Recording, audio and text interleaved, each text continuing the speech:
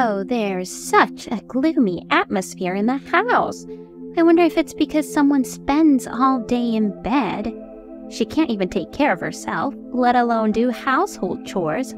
Ah, it's so unpleasant to see. Seriously, how long does she plan to stay at our home? All she does is sleep. My mother-in-law, Catherine, and sister-in-law, Sarah, would complain whenever they saw me. Yeah, we probably shouldn't have accepted her as our daughter-in-law. It's the same whether she's here or not. In fact, by her being here, she's just increasing the living expenses. Even my father-in-law, Jake, joined in with such terrible remarks. My name is Mary, and I'm turning 32 this year. I've been married to my husband, Jacob, for 5 years. My father passed away due to illness when I was in high school, and my mother died shortly after I got married. I loved drawing pictures, and I have dreamt of becoming a picture book writer since I was a child. After high school, I attended a design school to make my dream come true, and I was able to work as an illustrator at a small design office. My husband, who worked at an advertising company, requested illustrations for an advertising character from our company, which led to us meeting each other. We had a smooth relationship and got married 2 years after we met. After marriage, due to my husband's wishes, we started living with his parents and his sister. At the time of my marriage, I became a freelance and decided to work from home. I wanted to be a good wife who supports her husband and family, so I worked hard at house chores along with my job. Catherine didn't like house chores and told me to do as I pleased, so I was able to do the house chores smoothly without her nagging at me. Sarah often left home to dine out and have drinks with her colleagues and friends, so we rarely ate together, and she didn't seem to care about the house chores. I led a simple but peaceful life, but 3 years ago I accidentally missed a step on a staircase at the station and got seriously injured. My life has changed dramatically since then. I suffered a spinal cord injury and had no choice but to live in a wheelchair, unable to move my lower body. I was quite depressed right after the injury, but I gradually got used to this inconvenient life after 3 years. My in-laws were being thoughtful about me at first, but their attitudes changed over the 3 years as they realized I would never stand on my own feet again. And by the way, Sarah got married 2 years ago and moved out, but she said this as she left.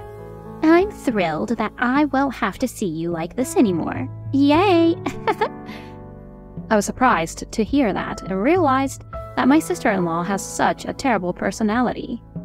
From their attitudes, it was clear that my in-laws found me as a huge hassle. Looking at it objectively, I could see that having a person with a condition like me at home would be a hassle, so I didn't argue back to their mean comments.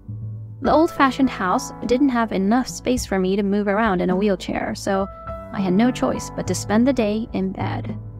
However, I had been working from home before the accident, so I can still work as usual even though I can't move freely. Fortunately, I was able to continue working because the paralysis didn't affect my upper body. I now have a housekeeper coming to take care of me in addition to my helper. I'd like to ask the helper to assist me with house chores like cleaning and laundry, but apparently this is not allowed if I'm not living alone. If there are healthy family members living in the house together, it seems we are not allowed to receive any assistance with shopping for necessities and house chores, so I can only ask the helper to assist with my physical care. Catherine is healthy and has no physical disabilities or chronic illnesses, and Jake, who retired last year, spends most of the day at home. I can't rely on my husband, who works during the day, to take care of me, and while I'd like to ask my in-laws, I can't really depend on them either. At first, after the accident, my in-laws were helping with my chores a bit, but they've gradually become to neglect them. Well, Catherine never liked doing house chores, so she probably found it annoying that she had to do more because of me. Even my husband, who used to say kind words and show concern, hasn't been doing anything recently, and we hardly talk. Isn't caregiving a woman's job? I have work, so it's impossible for me to do that. That's his attitude, as if it's none of his business. As usual, my in-laws don't do anything, and due to rules, the helper can't really assist with my daily life. Seeing this situation, the helper suggested, "A housekeeper can help you with your daily life." "What? A housekeeper? That's a waste. What luxury are you trying to afford?" "But if I can't get help with the laundry, I'll have trouble changing clothes, and I also want to ask for help with necessary shopping."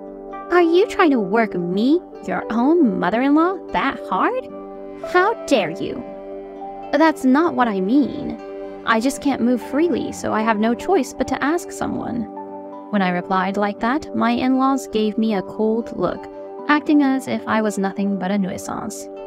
"Really? You're nothing but trouble. We can't afford such luxury." "It's okay, I'll find a way to pay for the housekeeper." I was grateful that I continued working. That's what I thought at that moment. So my mother-in-law reluctantly agreed, and we decided to have a housekeeper come to our house. Then a 52-year-old woman named Amy came over to the house as the housekeeper. She had lost her husband quite a while ago and seemed to have no children. I thought she resembled my own mother in some ways. Amy was more than I expected, very kind, and she took care of me thoughtfully. While staying with my in-laws, the only people I could talk to were my helper and Amy. As soon as Amy arrived, my in-laws started trying to get her to do their housework as well. "Hey, while you're at it, do our cleaning and laundry as well." I must decline. "Huh? You're a housekeeper, but what are you doing if you're not cleaning and doing laundry?" "It would be an additional fee in doing house chores for other family members. If you're willing to pay that, then I can do it." "Huh? You're quite cheeky. Who do you think you are when you're just a housekeeper?" There were such arguments like that, but I felt somewhat relieved seeing Amy firmly refuse Catherine's demands. Living a life with assistance from a helper and Amy, one day, after about a year, Sarah came back home due to getting a divorce from her ex-husband. It seems her ex-husband had cheated on her. "He's an idiot. Probably was tempted by that woman. I'm glad I got rid of such a man like him." Although she says such things, I had an impression that her ex-husband, who works at a major company, is a serious, diligent man who works really hard. And he's not the type to do things like that. Therefore, even when I heard the story of his affair, I found it hard to believe that he actually did that. I have various thoughts, but arguing back to Sarah about it seemed tiring. So I let it pass without saying anything. "A housekeeper? I'm so lucky. You'll be doing my share of the housework too, right?" Sarah said the same thing as her parents, but Amy also cut her off. Seeing the state of my in-laws, who didn't speak a single word of kindness to me even under the same roof, it seemed that Amy didn't have a good impression of them either. I refuse. "Huh? Then why are you here?" "I was requested to help Mary with her personal needs." "What? Such a useless housekeeper, just like our daughter-in-law, Mary. You must be stingy with your money." "Well, I suppose it can't be helped since you only earn so little from your side job. Can't even handle your own things properly, huh?" "I hired a housekeeper because I'm disabled. You and Catherine can handle your own things just fine, so you don't need a housekeeper, do you?" When I said that, they became silent. But due to Sarah coming back, the sarcasm from my in-laws has gotten worse. "A useless, bedridden daughter-in-law just makes our house cramped. You're really in the way. We're happy with Sarah being here. Always living such a good life, huh? You're just doodling while lying in bed, claiming it's work, right?" Even when I'm working, Sarah deliberately comes to my room just to make sarcastic comments. I'm tired of listening to the daily sarcasm, so I decided to consult with my husband. "Hey, could you ask your mother and Sarah to be a little nicer to me? Their words are hurting me." "Huh? But it's the truth, right? Can't help it, can we?" "What do you mean, the truth?" "Well, you just lie in bed all day and can't do a single house chore, can you?" "What do you mean, just lying in bed? I'm working too, you know." "Work, huh? Is that what you call what you're doing in bed? Unlike me, you don't have to get jostled in a crowded train every day, so I envy you. That's true, but I also try to work hard and be useful to everyone, even if it's just a little bit. Even mom and dad are unhappy with a daughter-in-law who can't do any house chores. They can't help but see you as a useless person. What? Are you seriously saying that? Well, you just have to deal with my parents and not care about such things. My husband just said that. He wouldn't even worry about me, let alone give me any real advice. I feel defeated by a husband who doesn't consider my feelings at all. I also constantly feel the frustration of not being able to move my body freely. If only I could walk and move freely at my own will. If I could live a life as a normal person. There hasn't been a day since the accident that I didn't wish for it. How sad and painful it is to be unable to do such normal, simple things. I wanted my husband to at least understand that. Is it just my selfishness to think so? Is it even a luxury to feel this way? I tell myself not to cry over such things, but tears come out anyway. Even after the accident, even with my disabled body, I can't give up. I have to keep looking forward and live strong. There are many more people in the world who are in much harder and more painful situations. I've been encouraging myself to think that until today. It is lonely not having my parents around in these difficult times, not having anyone to talk to or rely on.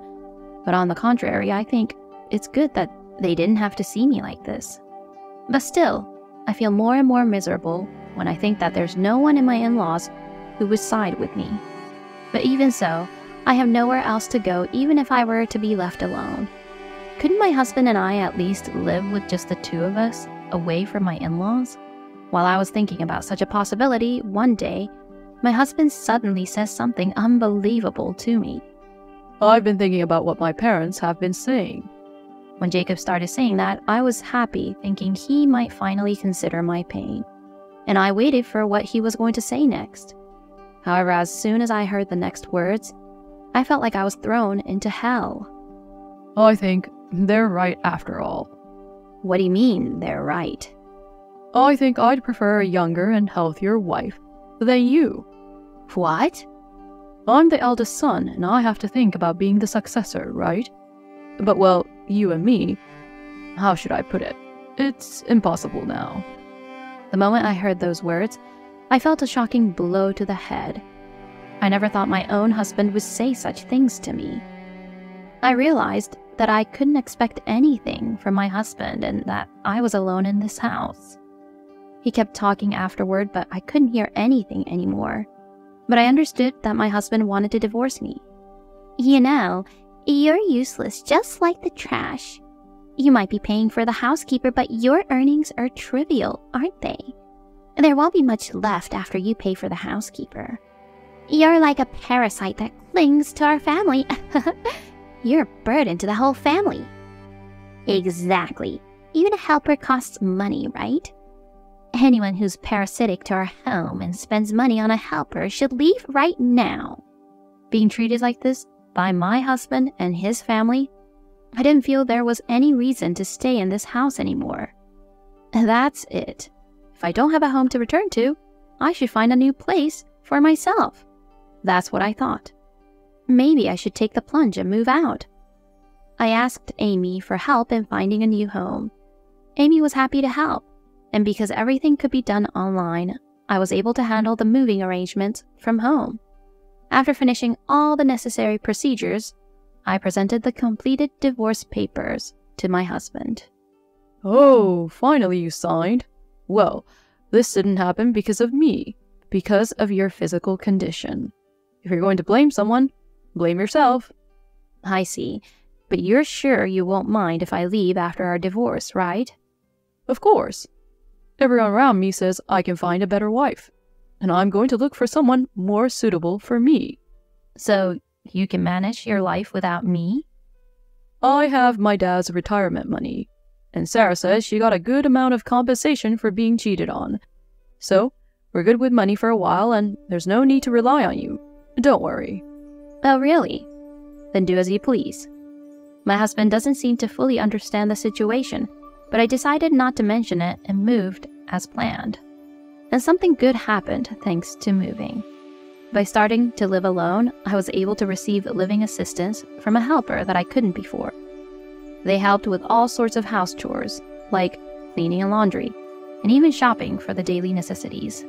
I'm truly grateful for the helper who assists me in various ways. Even after the helper started providing life assistance, Amy continues to visit me regularly. Before getting married, Amy was a career woman working at a major company, and she's skilled in IT. However, due to the stressful human relationship and the atmosphere at the major company, she quit when she got married. That was a story from 20 years ago.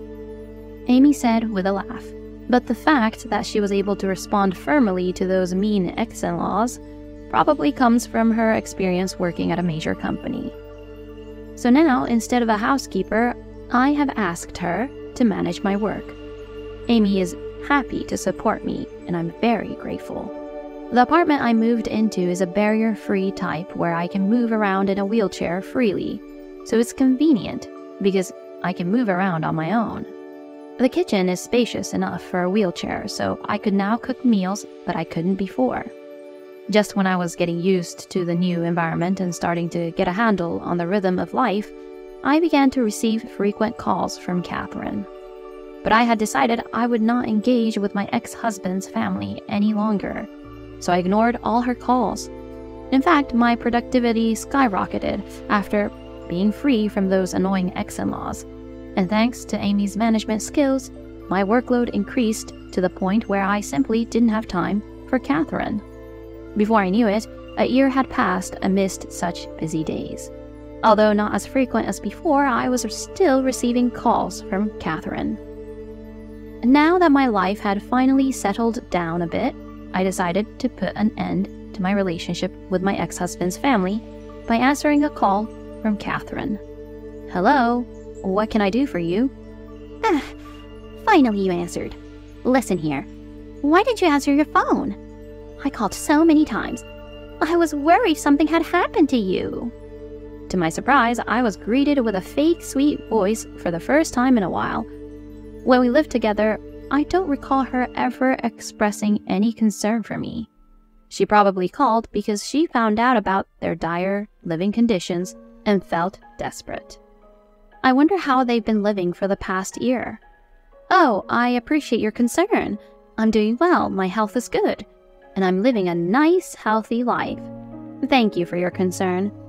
Oh, really? I'm glad you're doing well. But there's something. "What is it?" Well, Mary, have you ever thought about living with us again? "What? You want to live with me, who was a parasitic piece of trash to you? I think you should reconsider what you're thinking." I've done some thinking since then. I realized that it's wrong to leave you, who are physically challenged, on your own.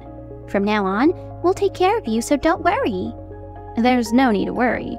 Once I started living alone, a helper has been helping me with cleaning, laundry, and shopping. Amy has also been supporting me with work, so I don't need any more assistance. About that job, is it true that you're earning more than our son? Yes, that's right.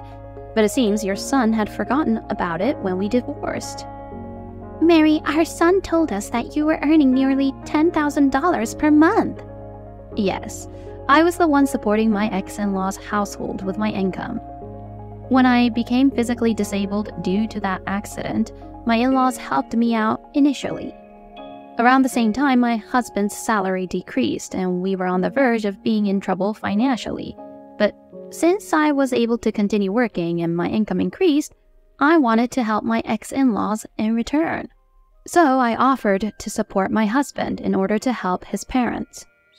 At first, my husband would say things like, "I'm sorry. Forgive me," in guilt. But when I tried to tell his parents about the situation, he stopped me saying, "Don't tell my parents about the salary cut. It would worry them. Let's keep it a secret." But such a lifestyle had continued for almost 3 years, and gradually, the understanding that the source of living expenses, which was me, seemed to be fading within Jacob. At the time of the divorce, I thought that he was acting high and mighty despite his own salary, but I intentionally did not bring up that topic. Moreover, I knew that the cause of Sarah's divorce was not because of her ex-husband, but because she herself had an affair. Actually, I had secretly received a message about the divorce from Sarah's ex-husband. I was also told about the fact that Sarah had taken her ex-husband's money without any permission. Incredibly, she had referred to the money she took out as alimony. Sarah's ex-husband said that he would make sure to get back the money she took away on her own, and on the contrary, he was going to claim alimony from her. Upon hearing this, I thought I should get a divorce quickly before my in-laws found out. When I confronted her about this whole situation, Catherine seemed to be shocked, and there was silence for a while. Actually, Jacob also liked a girl from the hostess bar and had been going there even to the extent of making a debt. Oh, so did he say he wanted to divorce and live with her earnings? No way. He's just one of many customers to the hostess girl, so he won't even count as a serious relationship to her. There's no way he would be relied upon by that girl. Well, I guess that's true. Did you know all of this? Yes, I did. I knew everything from before. Why didn't you tell me? Did you also know that Jacob's company is about to go bankrupt? Yes. What? You knew that too and didn't tell me? How cruel! Furthermore, according to Catherine, Sarah ran away with a man she cheated with, which caused the divorce. But it didn't last, and she was dumped, made debts, and came back home. As for Jacob, his company went bankrupt half a year ago, and he is currently job hunting. But the arrogant ex-husband is always complaining about jobs that do not suit him. Therefore, he can't find a new job, and is still unemployed. And the job hunting that is taking longer than expected has perhaps damaged his pride, and he seems to be shutting himself in lately. Because Jacob is doing whatever he wants at her home, there is hardly any of his father's retirement money left. On top of that, there's still a lot of debt. Oh, that sounds tough. So, if you, Mary, come back, everything will be resolved. I have no idea what you're talking about. I have no idea what she means that it is resolve everything. Or rather, I can't understand why she, who was so mean to me and kicked me out before the divorce, is talking like this now. However, so much has changed in just a year. It happened faster than I expected. As a husband, he probably hadn't even thought his company would really go bankrupt. If Jacob is indifferent and casual about things, it seems like a plausible story. Catherine was tearfully saying, "If I had known, I wouldn't have let him divorce you." But it's too late to say such things now. No matter what they say, all they think about in the end is money. The only real concern is about their future. Sarah also seems to be living a life of just eating and sleeping, saying, "I don't feel like working right now." And she appears to have gained a lot of weight.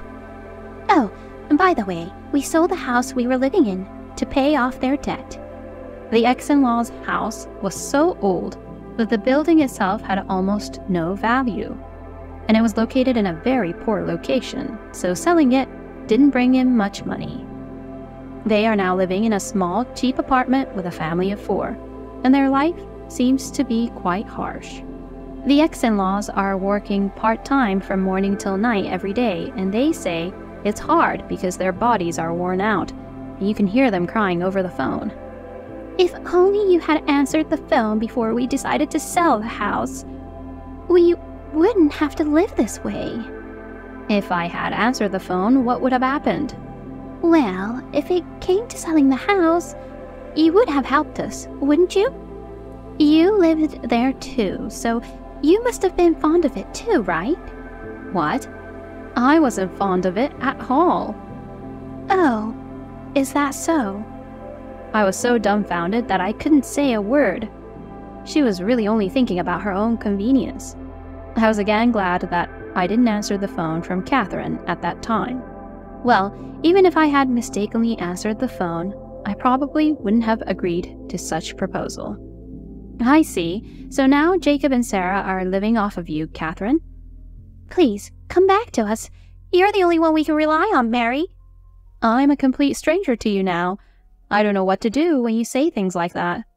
Please, don't be so cold. We admit we were wrong and we apologize. I've got a great idea. Let's build a barrier-free house where we can live together happily using your money, Mary.